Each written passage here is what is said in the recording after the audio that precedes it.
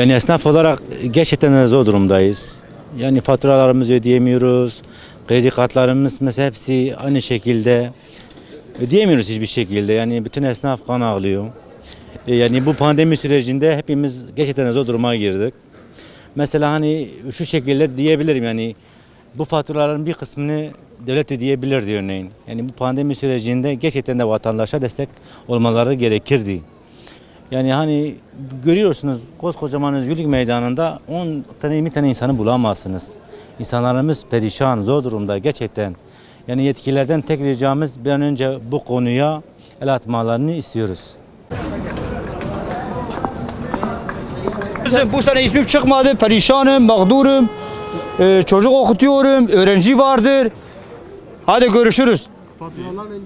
Fatura da tabii fatura da yüksek geliyor, kabarık geliyor. Yatırabiliyor musun? Yok ya, nereden yatıracağız? Perişan durumdayız. Benden bu kadar. Hacı abi isim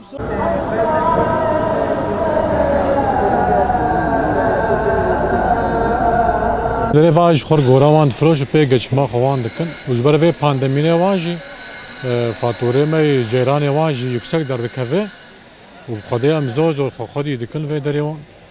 U ve pandemine vaji hep kijmer yani hakkı cerane vaji hakkı kire yemnikar bidin van. U vad bine jibine vaj xor goraz zor elvede xodi dikin. Vallahi telefonların aylık faturasını 50 milyon ödüyoruz kişi başı. O elektriğin aylık faturası 400 milyon. Doğalgazın aylık faturası 70 milyon. Yani geliyor abi. Devlet sokakta sigara içen insanı buluyor ama sokakta çöp toplayan insanı bulmuyor. Bence sokakta çöp toplayan insanı bulmalı.